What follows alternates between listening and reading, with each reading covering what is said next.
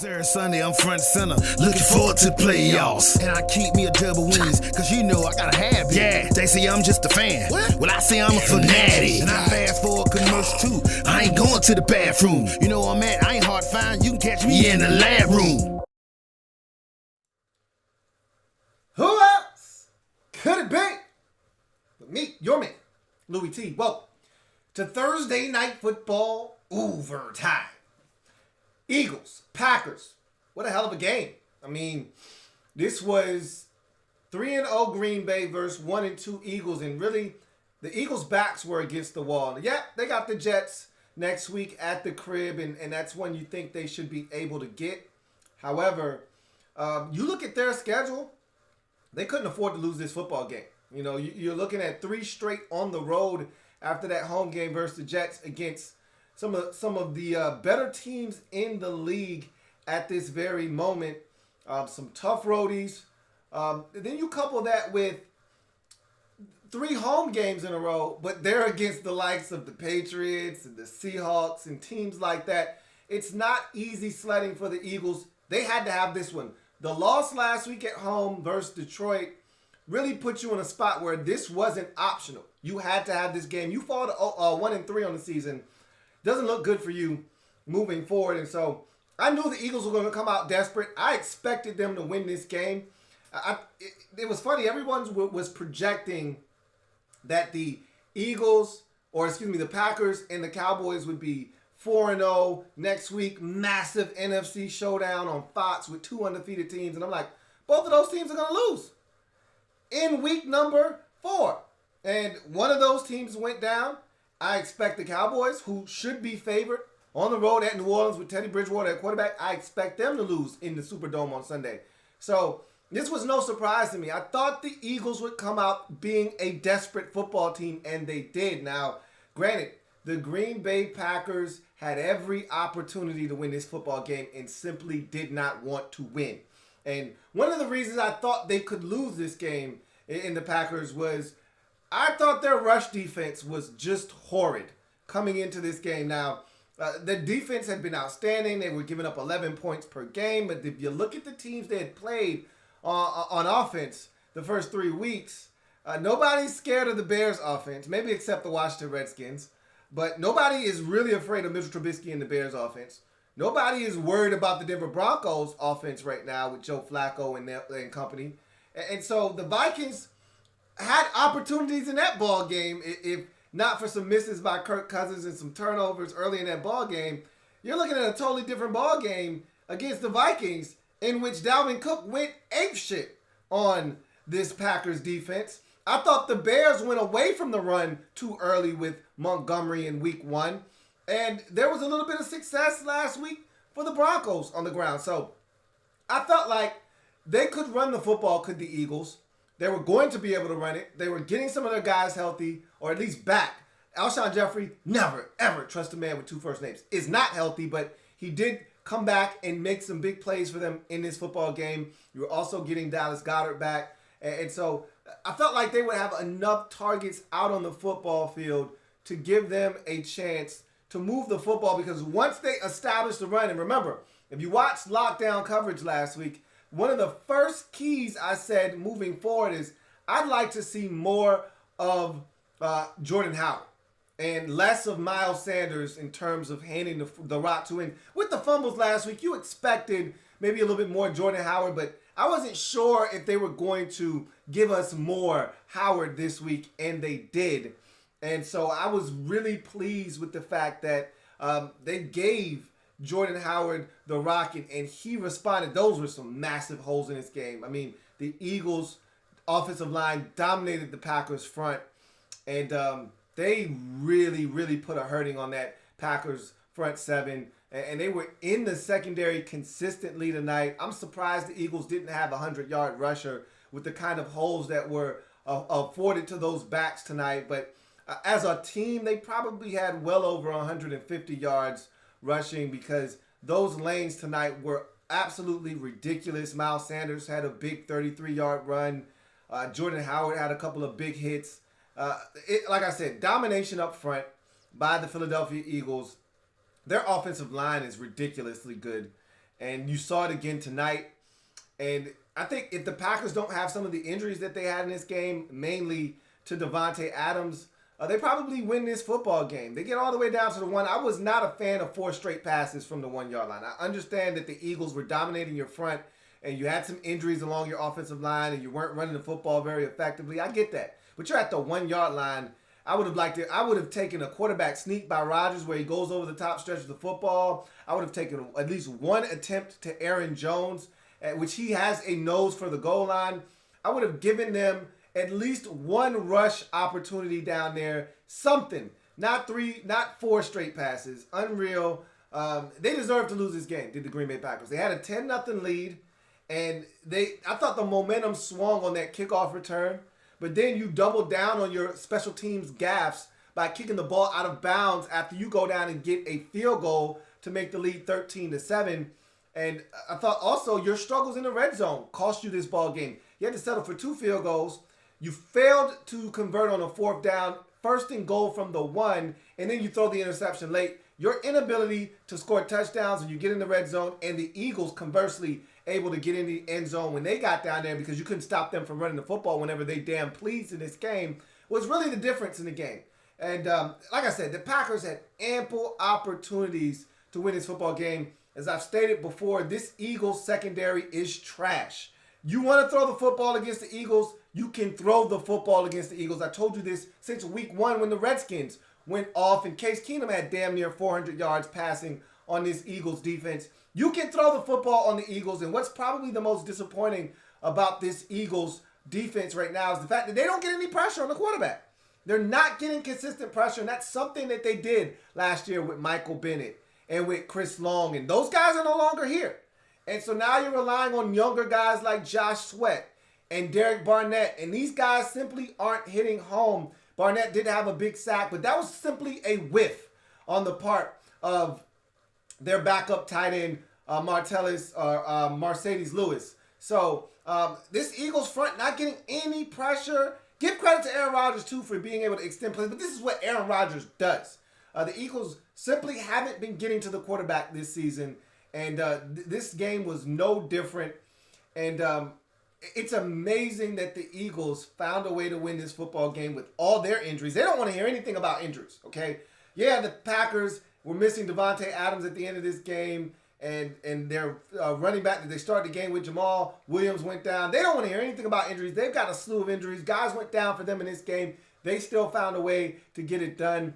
But this game was up in the balance. The Packers had every opportunity to win this game, and they just simply refused to do so. Credit the Philadelphia Eagles for going on the road in a hostile environment, short turnaround after a disappointing loss at home in which their special teams was brutally bad and their defense for another game was bad, and their offense did just enough to keep them in the ball game, but they had drops and big penalties and things of that nature. They had some big penalties in this game that kept the Packers alive in some drives and some situations that helped the Packers get down the field.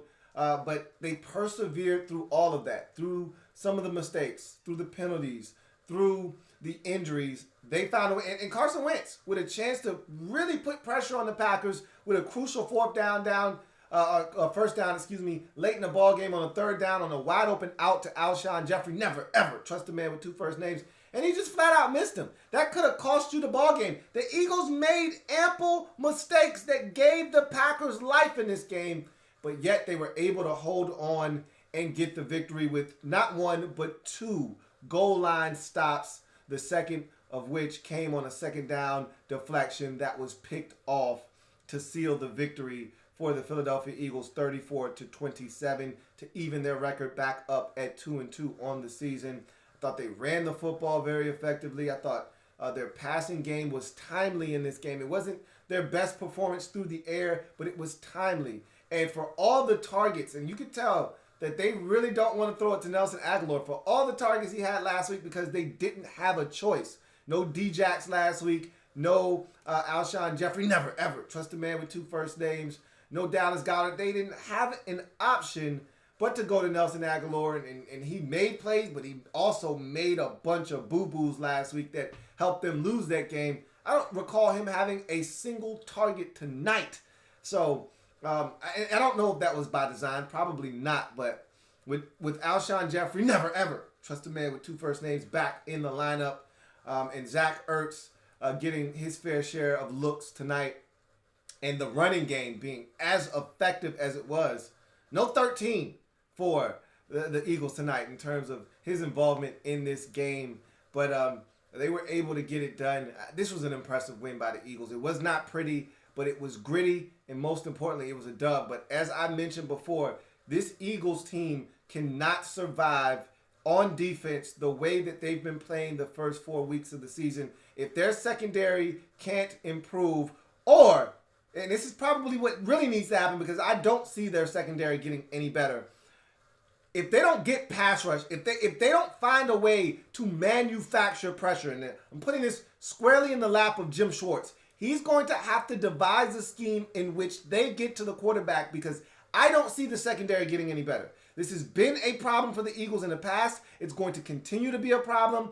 They cannot cover in the back end. And if they don't improve their pass rush and quarterbacks have time to throw the football versus this Eagles secondary, they're going to lose football games behind this defense. Because I'm telling you right now, you're not going to encounter teams week in and week out that are going to allow you to run the football down their throats like the Packers did tonight.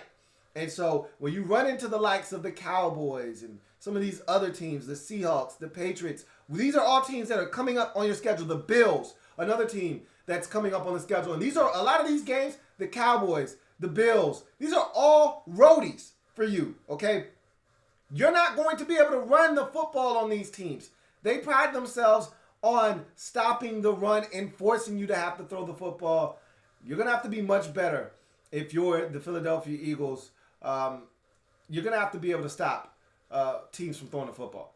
And you're not going to be able to go up and down the field as you so please. I mean, there was one stretch, I believe, in this game, 4 straight possessions, 4 straight touchdowns for the Eagles on offense. And a lot of that was because the Packers couldn't stop the run. And you had a choice of whether you wanted to run it or you wanted to pass it. And just imagine if you had a healthy Djax in this game, what you would have been able to do off play action fake, because they had to come up and respect the run game. And they would have had to have dedicated an extra defender to the box. And you would have had some one-on-one looks. You would have had some situations where Djax would have gotten an opportunity to go one-on-one with the corners. And I would have loved to have seen him take his shots a couple of times tonight. But that's nor here nor there. Eagles get it done 34-27.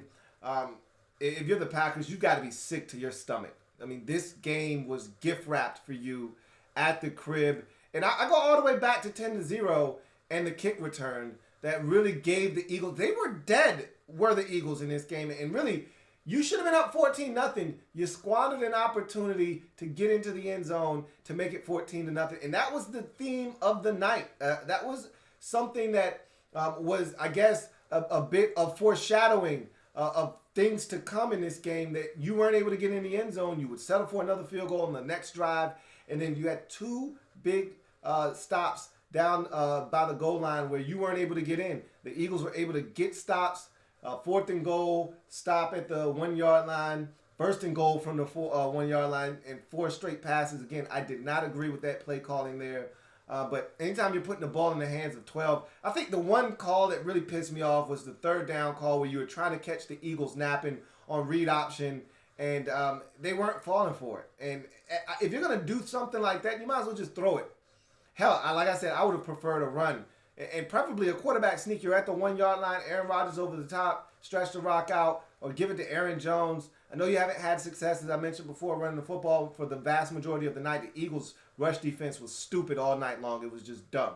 And you had nowhere to go, but you're at the 1-yard line. Aaron Jones, as I've mentioned, has a nose for the goal line. I'd have liked to have seen him run it at least once down there at some point, but that's nor here nor there. You got to find a way in the end zone.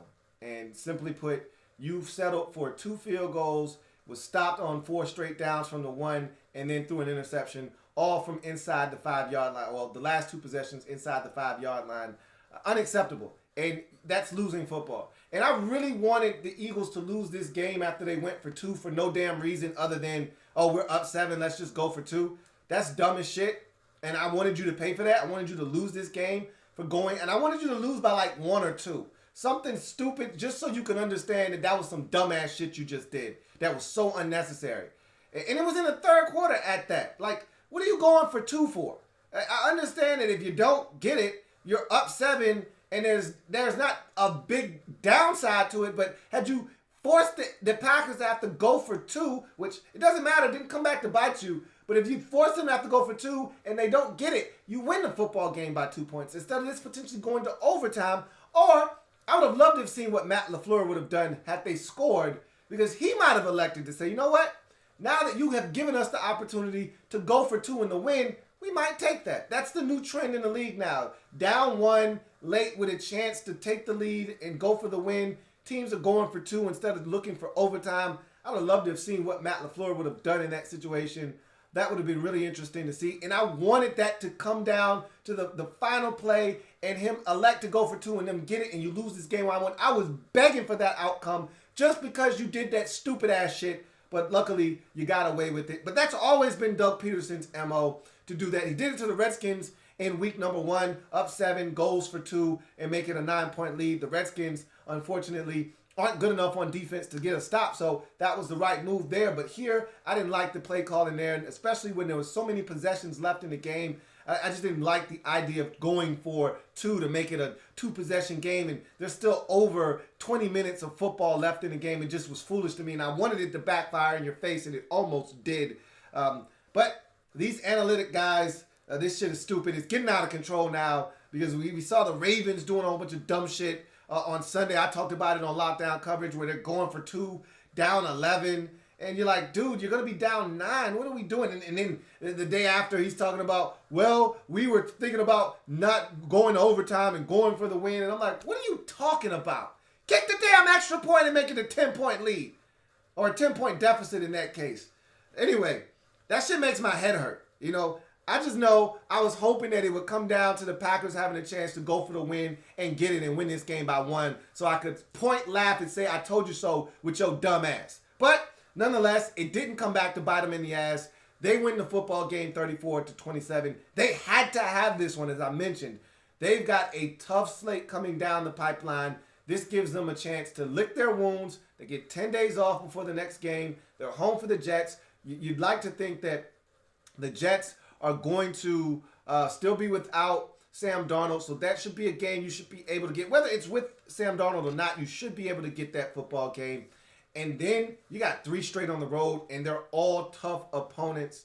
And then after that, you come home for 3 straight. But and there's a bye in there as well, so you don't go on the road for an entire month. However, it's tough opponents like Seattle and New England, and it's not easy. Over the next 7 weeks or so for the Eagles, it's murderer's row. If you somehow get through that stretch above 500, you've got a legitimate shot of making the postseason this season, because that's a tough stretch. It may be as tough a stretch as any team will go through this season, but if anybody can do it, it's this Philadelphia Eagles football team. They're going to have to play better pass defense, though. But if any team is capable, it is the Philadelphia Eagles. Let's get to the comment section, and we're going to open up the phone lines here in a second.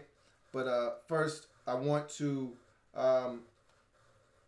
open up the comment section, see what you guys have to say, and then we're going to open up the phone lines and allow you guys to call in.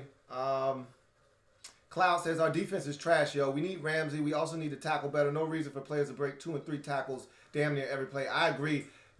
I won't say your defense stinks, because your rush defense has been spot on all season long. I haven't seen a team really dominate you on the ground all season to this point. I think what's more apt is your pass defense is trash. That is a fact, okay? Not up for debate. Let's keep moving on. Cloud says, LOL, be honest, you wanted it to backfire because you're a Redskins. I could give a 2 shits about you being in the division. We're not competing for shit in the division this year. I could care less. All I wanted to see was a good game, and I got that. I wanted it to backfire. Had it been Green Bay that done it, I would have wanted it to backfire in their face. I'm sick and tired of these analytics and these guys thinking that they're smarter than everybody else. Just kick the goddamn extra point, okay? Make it an 8-point lead. Put the pressure on the Packers. Do you know how hard it is to convert a 2-point play in this league? And you're doing it just for fun to go up 9? Okay, put the pressure on the Packers to have to convert a 2-point play at some point in this game. All right? You got the benefit of the... You're up 7 with a chance to tack on an extra point and make it 8. Don't try to be cute. Make it 8 and make the Packers have to go for 2 at some point. Instead, you decided to go for 2 and try to make it 9, and that's why I wanted it to backfire. Had nothing to do with me being a Redskins fan at all. Like I said, I had no dog in this fight whatsoever. I was just looking for a good game, and I got one too. I was really impressed and pleased with the outcome of the game because I thought the Eagles were going to win. And it's been all road teams to this point, which is amazing. Thursday night, every roadie has won to start off the season on Thursday night. I don't think I've ever seen a stretch like this where the road team has won on Thursday night football for this many consecutive weeks. Week 1, Green Bay won on the road. I'm trying to think of what the week 2 game was. Jacksonville won on the road last week. And then you had, was Jacksonville at home? No, Jacksonville was at home. I take that back. I think the week 2 game was a road winner. And then this week was a road winner. So I take that back. I apologize. Anyway, let's see. Let's see. All right. And Lightly Phenomenon says, my team will win the division this year. His team being the Detroit Lions. And they're in a great spot right now. And if I'm not mistaken, I don't think they're in first place after this loss. Packers are still 3-1 on the season. And they're 2-0-1. But they're right there are the Detroit Lions. They've got a tough one. At home versus the Kansas City Chiefs. We'll see if they're able to get it done. We'll open up the phone lines right after this. What's going on, fam? It's your man Louie T here. Check this out. If you play daily fantasy on FanDuel or DraftKings, make sure you sign up to DraftDime.com. They offer some of the best projections in the industry along with one of the most advanced lineup optimization tools to not only get you in the game, but to help you dominate. They also offer a fantasy football draft kit to help you dominate your buddies during your season-long leagues. So, what are you waiting on? It's never too late to get in the game. Get over to draftdime.com and sign up. And remember to use the coupon code Louie. That's Louie, Louie, for 10% off. The link is in the description. And don't forget to tell them that me, your man Louie T, sent you. And we're back. And we're opening up the phone lines. There's the number. If you would like to call in and talk about tonight's game, feel free to knock yourself out. Call in. Man, was that a good football game or what? I mean, I really enjoyed that one. I knew it was going to be a good one when we heard about it last week. And I haven't been really that enamored with the slate of games on primetime thus far. I think the best game we've gotten to this point had been Saints and Texans in week 1 on a Monday night. Other than that, we haven't really had many good football games on primetime. So this was a good one, man. This was one that I really enjoyed thoroughly, and the Eagles needed it, and they got it. You're on live with your man Louie T. Who am I speaking with? It's the one and only Ree. What's up, Lou? What's going on, Ree? Not much. Great game tonight, huh? Oh, yeah, man. Enjoyed this one thoroughly, as I just mentioned. Go ahead, sorry. No, you're good. Go ahead. There's one thing I don't understand what's going on, Lou. I've seen it all throughout the season this year. What is up with these pass interference calls? What are these referees looking for? You think they don't even know the rules? You know, that's why I talked about this on my podcast all season long, preseason, that I thought this was a bad idea, and we're overanalyzing something that is a subjective call, and that's the problem. Pass interference isn't black and white. You only want to challenge things that are black and white, that there's no gray area. And you can't tell me that both of those plays that were challenged on pass interference tonight, both of those were pass interference. But they don't want to overturn these calls because they don't want to set a precedence that you can just challenge anything and that we're going to overturn it. They want it to be egregious to overturn it. Well, that's not why you put this in. You put this in to right or wrong. Those calls were wrong. The right call was pass interference, and they failed to overturn it both times tonight. And that's been a trend all year long. They've been pretty much sticking with the call on the field, which I'm saying to myself, why the hell did you make this a rule if you're not going to enforce it? It just doesn't make any sense. You're right. It's a 1 year trial basis thing. So next year they go back to the table and say, hey, was this a successful rule? If they think so, then they'll make it a permanent rule. If they don't, they can scrap it and go back to the way it was. I said from the jump, before the season started, I hope that this is a disaster. It's been one thus far, and I hope that at the end of the season they realize it and get rid of it and go back to the way it was. On that 3rd and 8 and a couple of other plays, I'm like, when they stop them, like, that's great defense. That's great coverage. Mm-hmm. And then they throw a flag, and you're like, dude, this is not football. Yeah. Well, you know what I'm saying? Some of those calls, I like, to me, they were pass interference. I didn't have a problem with any of the flags that they threw. I just prefer it to be whatever the call is on the field. It is. If somebody is called for pass interference and you don't think it's pass interference, and we look at it and it's not pass interference, so what? Officials are going to get calls wrong. It's a part of the game. It's been a part of the game. I just don't like making everything. It's just like basketball with these calls at the end of games where the ball goes out of bounds and you're like, come on, dude. If we didn't have instant replay, it would have been, such and such's ball. But now we're looking to see if it went off somebody's fingernail. And I'm like, what are we doing right now? And that's how I feel about this pass interference. Like, this isn't football when you're doing that. When you're going and you're looking at the most finite thing and, oh, did he do this? Did he do, like, that's either it's pass interference or it's not. If they call it pass interference on the field, then just it's pass interference. So what? Even if you don't like the call, so what? That's how it's been. And I hate to be old man, get off my lawn, but damn. I mean, it's just, if you're not going to overturn pass interference on the field or not pass interference on the field, then what the hell is the rule here for? Yeah, you're right. I mean, football is not meant to be micromanaged. It's a technological, it's rugged, it's a struggle. There's already enough stoppages in the game already. Yeah. I look, man, I'm with you on that. I never was a huge fan of having this be in a rule that was in place. And I think the NFL is really regretting it right now, but it's too late to turn back now. We'll see how it goes.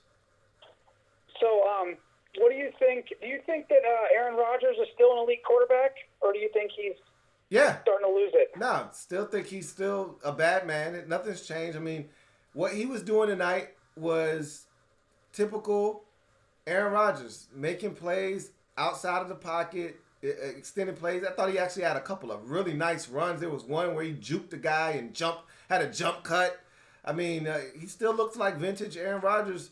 And what you got to realize is he's doing this with guys out of the lineup. Like, had Devontae Adams not gotten hurt, I seriously think they win this football game. Like, they got down there twice and no Adams, and it really hurt them because now they didn't have that one guy they really had to key in on. And, he tried to make some throws to Jimmy Graham, but at the end of the day, there's only one Devontae Adams. I really like what Valdez-Scantling has given them. I didn't think he would be this good of a receiver. I just thought he was a deep threat coming out of college. He's proven me wrong because he's doing a little bit of everything for them. But outside of those two receivers, they really don't have anybody else that Aaron Rodgers trusts. Now, again, he likes Jimmy Graham, but those are it. I mean, it was at one point where it was Devontae Adams, it was Jordy Nelson, and it was Randall Cobb. And that wasn't even including any other options at tight end or whatever you wanted to include. Now he's got two receivers.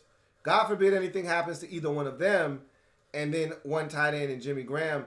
I'm still waiting for them to get their rookie tight end involved in this offense a little bit more. I don't know if he's injured or what's going on, but like I said, he was one of the better pass-catching tight ends out of Texas A&M. haven't really seen a lot of Jay Sternberger. That's a guy that I think could be an X factor. If there are Packers fans out there watching this, I'd love for you to tell me what's going on with Jay Sternberger. Is he hurt? Is he not picking up the offense? What's going on? Because that's a guy that can be a difference maker for a team that looks like they need more pass catchers. I agree with what you said about Aaron Rodgers. I don't understand why people want to say he's lost a step. It's almost like it's the cool thing to do, to say someone's old. It's like the in thing. Mm-hmm. But to me, the ball's coming out just the same. He's moving around just as well as he ever did. Yep. I don't get this phenomena with, Aaron Rodgers is old, he sucks now. Yeah, I haven't heard that one. But I have heard that, people think that he's having a little bit of a time adjusting to this new offense. And granted, he was in an offense with Mike McCarthy for, the last 10, 11 years, however long McCarthy was there, 9 years, whatever it was. And so now he's having to adjust to a brand new offense, and it's taken a little while. But I thought he looked awesome tonight. I thought the first couple of games this season, you could tell it was a new offense, and they weren't as sharp as they had been in the past. But he's also adapting to new targets, and it's a new offense. And so you're going to have growing pains in there. I thought he was outstanding tonight, though. You might not have heard it, but I hear it every day. I'm on a lot of NFL groups on Facebook, and every chance they get, someone's taking a shot at him. People love to take a shot at the greatest of the great all the time. Well, a lot of times people are trolling, too, so you can't pay attention to those guys. Well, I just wanted to just check in and talk about the game a little bit. Hey, man. Appreciate you, Reed. Hey, you becoming a regular, man. Look at you getting out of that shell, man. Yeah, it's really helping me with with my anxiety problems. I've been told that I should try to communicate with people more. Well, you're doing a hell of a job, man. Keep it up. All right, man. Have a good one. All right, so okay, Cody just told me that Jace is hurt, so that's what I needed to know. I needed to know something because I love Jace Sternberger coming out of Texas A&M in the draft. I said he was one of the best pass catchers, not just at tight end, but at receiver too. He just had the best set of hands coming out of the draft this year to me. And I want to know what's going on. Why is he not getting more run? Being hurt, that explains it because he's a guy that could help this offense immensely. I'd love to see some 2 tight end sets with him and Jimmy Graham, and then, of course, Devontae Adams and Valdez Scantling. I think that would be 4 guys to get Rodgers to get the football to, and I think it would make them that much harder to stop. You're on live with your man, Louie T. Who am I speaking with? This is Ricky. What's going on, Ricky L? What's going on, bro? Nothing much, man. Chopping it up, talking about this game. You guys got the win. It was not pretty, but it was gritty, and most importantly, it was a dub on the road, man. Y'all had to have it. Yeah, we really did. I didn't think we were going to. I thought Aaron Rodgers was going to get us at the end. I honestly thought that you were going to win this football game. I'm the only time I wavered was at the beginning when they got off to the 10-0 start. I was like, man, they can't stop Devontae Adams, which I knew he was going to have a big game because your secondary stinks. So I knew that he was going to have a chance to get off. And at the beginning, I was like, man, they don't have any answers. This is going to be like stealing all night. And once you got that kickoff and you got that momentum and you were able to go down and get the points there, it changed everything. So it'll be interesting to see if adjustments are made with your team defensively because you can't keep going on like this in the secondary. Got a lot of injuries, but even when you were healthy, you were still susceptible to giving up yards through the air. Well, there's this cornerback in Jacksonville I think we need to trade for, but we'll see. That would definitely change the game. I've always said that Howie Roseman wasn't afraid to give up first-round picks. We've seen him do it in the past to get guys that he believes can help. But what Jacksonville is asking for, I just don't know if you're going to be willing to give that up. Jacksonville's pretty much said, look, we want 2 ones. You know, we're not satisfied with just one. And I don't blame them. If you're giving up the best corner in the game, I'm going to need compensation for that. So Are you really willing to part ways with 2 1s for this dude? I don't know, and still have to pay him. It's a lot to ask. I don't know how he's willing to do that or not. And you guys have invested a lot in your secondary. I don't know if he's willing to give up on some of the young guys that you guys have drafted over the years. So we'll see. We'll see. What? Let me ask you this: is Darby hurt? Yeah, Darby's hurt. Darby didn't play tonight. He was out. I'm not sure if it was a hamstring. Okay, he's always hurt. God damn. He's out. Yeah, I saw that Sydney went out early. Who else did you say?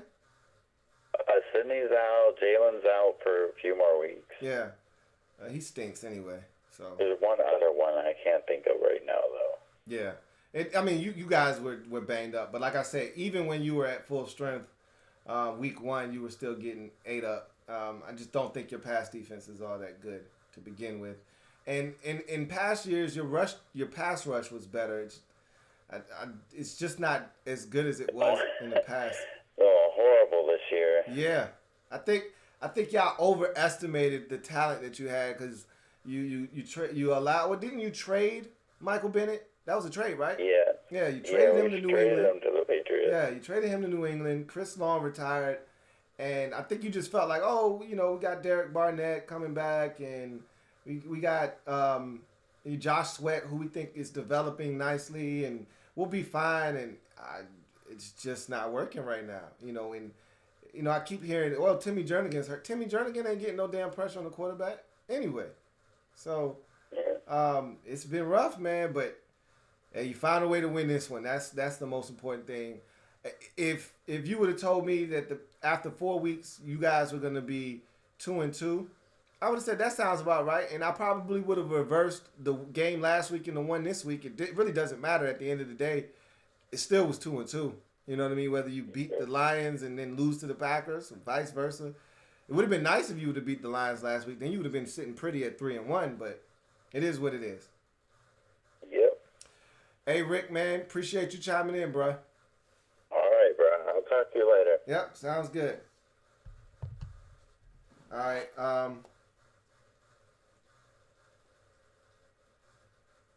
Let's see. All right. Rick says, this is the greatest pick I ever got wrong. That's called the happiness hedge, man. You pick the other team to beat your team, then your team wins, and you could care less about getting it wrong. That's the happiness hedge, man. No sweeter loss in the game than that. Cody _1804 says, I said at the beginning of the season the Packers were the worst team in the NFC North, and I stand by that. We aren't as good as we played the first 3 weeks. We are pretenders. I won't go as far as to say that. I will tell you that your defense isn't as good as people think. It's vastly improved. Don't get me wrong. I love your secondary. I think your secondary is uber talented, and it should be with all the draft capital that you've spent, all the resources you've poured into that secondary. It's paying off. However, and you've been getting to the quarterback. Your pass rush has been great, but it wasn't excellent tonight. And I know Zadarius Smith was dealing with a little bit of an injury, and he was a game-time decision, and he ended up playing, but he wasn't that impactful. But bottom line is your rush defense has been horrible. And I thought that would come back to bite you tonight. I thought that the Eagles may not dedicate themselves to the run enough to take advantage of it, but I think they saw the hits that they were getting early in this game, and they realized that we can't pass up the opportunity to continue to churn out yards on the ground.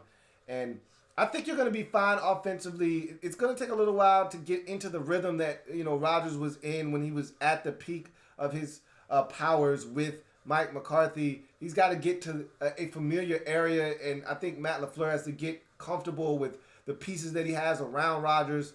They'll figure it out. I think at somewhere in the middle of the season, around week 7, 8, they'll start to hit their stride. Defensively, you've got to clean up some things in that front seven because it's just too easy to run on this Packers defense right now. But if you can clean up some things up front, slow down teams from being able to run the football, I think you'll be better than you're giving the Packers credit for. Blackbird Blitz says, Reed done went from never calling to be a regular caller. He says Louie T might need to start cutting Ree a check. Hey, that man that came out of his shell, I'm proud of him, man. He's been calling in every week now. What up, Reeby? Reeby says, so glad we pulled that one out. I was beginning to question everything. Penalties almost lost us this game, literally, as I talked about. There were some big penalties by the Eagles in this game. Prayers first for Maddox, and second, our secondary. Jeez. You are right. Spot on. Prayers go out to both Williams and Avonte Maddox. Both of them were carted off on stretchers in this game. Both of them had movements in all of their extremities, so that was good to hear. And the Eagles secondary is all kinds of banged up, but as I mentioned before, even when they were healthy, not all that impressive anyway. So they've got some ways to go, but you always want to continue to improve while you're winning, and the Eagles were able to do that tonight. Captain Spartan 04 says, do you think the Eagles trade for one of those Bucs corners they've been drafting in the top 3 rounds the past 5 years, like MJ Stewart right away comes to mind? I don't see the Eagles making a move like that. If they're going to make a move, I think it's going to be for a big name corner. I don't see them going out and trading for a guy like MJ Stewart, but it's not out of the realm of possibility. But something has to give in that secondary for the Eagles. I can assure you of that. Let's see. As we continue down the comment section, Cloud says, hate to say it, but we miss Mills too. I'm not a big Jalen Mills guy. Any double move he sees, he's eaten up by it. But hey, he's another body, and you're running out of him in Philadelphia right now in the secondary. So you could sure use him right now. Cloud says, my man Jernigan can get pressure loose. Stop. We miss Malik Jackson, though. He was the reason we traded Bennett. Didn't sign long. That's right. I forgot about Malik Jackson's injury. I think that actually happened in week 1. And I'm not going to stop. Timmy Jernigan is a solid defensive tackle, but he does not get consistent pressure on the quarterback. He does a really solid job of stopping the run. And every now and again, he'll get pressure. I'm not saying that he's a zero pressure guy. But if you're counting on Timmy Jernigan to get you pressure, then you've got bigger problems on your football team if you're relying on Timmy Jernigan to get you pressure. But Malik Jackson was definitely a guy that could get to the quarterback and a guy that you definitely miss up front. And I don't know if Malik Jackson would have been the answer because, again, week 1, he didn't do much in the game versus the Redskins in terms of pressure when he was healthy. But that's no here nor there. You don't get sacks every game as an interior defensive lineman or an edge rusher for that matter. But I would have loved to have seen what Malik Jackson would have done alongside Fletcher Cox all season long. I think he would have been able to make some plays. But that's a tough loss for this Eagles defense. I forgot all about him, so I appreciate you for reminding me of Malik Jackson and what he was going to mean to this Eagles defense. Captain Spartan 04 says, tonight's weird stat from ESPN. The interception from Aaron Rodgers on the final drive was Aaron's first interception at the 3-yard line with less than 2 minutes remaining. He doesn't turn it over very often, and normally he's throwing to a more sure-handed receiver in that situation. If that same pass is thrown to Devontae Adams, it's a touchdown. Hate to say it, but that's the truth. But it is what it is. Cody _ says, in your opinion, who's the worst team in the NFC North? I still think it's the Detroit Lions. I'm not buying what the Lions are selling.